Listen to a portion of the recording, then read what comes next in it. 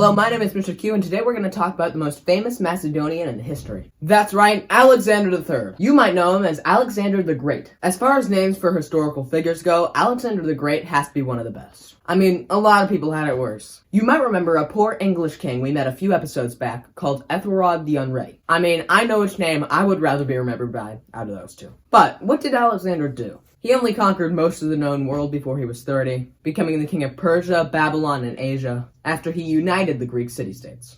In the process, he changed the flow of history by introducing Greek culture and traditions to a huge number of people.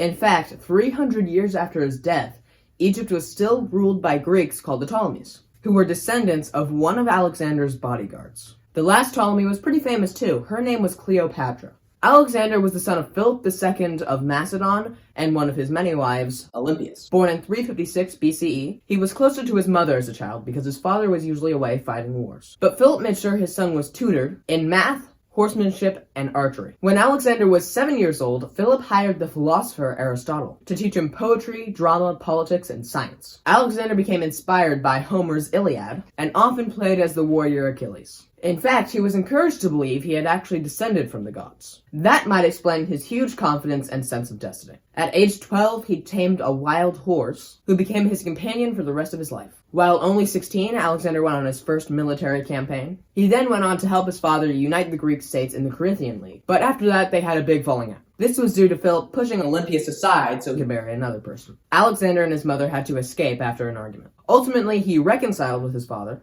but his status as an heir was being put in doubt with each new baby Philip fathered. When King Philip was assassinated in 336 BCE, the 19-year-old Alexander saw his chance to seize the throne. With the help of Olympias, Alexander became the king of Macedon and got rid of all of his rivals. Philip had been planning an invasion of Asia, so once Alexander was secure, after destroying the rebellious state of Thebes, he turned his attention to the vast empire of Persia. Although outnumbered, he managed to defeat King Darius III, and finally got to call himself King of Persia. Alexander began to take on Persian customs and ways of dress. Some Macedonians didn't like him doing this, including his close friend, Clytus. During a drunken argument, Alexander killed him with a spear, something he immediately regretted. In 331 BCE, Egypt fell to his armies, and Alexander established a city which he called, imaginatively, Alexandria. Nothing wrong with this guy's ego. It became the center of Greek culture and commerce. In 327 BCE, he conquered what is now eastern Iran, and married the daughter of a prince.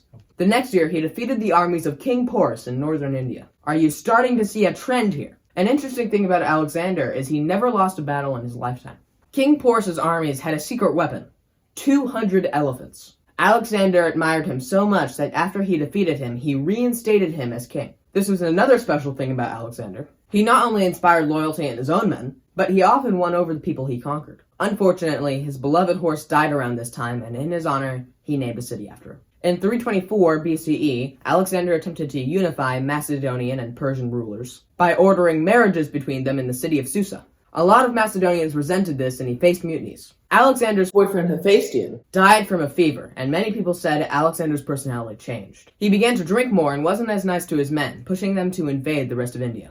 Eventually, they refused and forced him to return to Persia. In 323 BCE, he began planning an invasion of Carthage and Rome, but after catching malaria, he died at age 32. It's also possible he was poisoned, but this all happened so long ago, we'll probably never know. His empire soon collapsed after people fought for control, after he refused to name an heir on his deathbed. In fact, when people asked him who his empire should go to, he apparently answered by saying, "To the strongest," which isn't that helpful.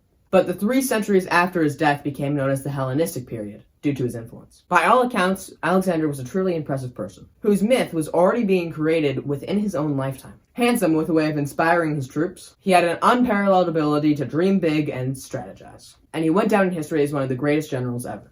Hope you enjoyed that episode. Thanks for watching. Remember to like, share, subscribe, do all the normal things. Check out the social medias, and I'll see you next time for another video. Bye.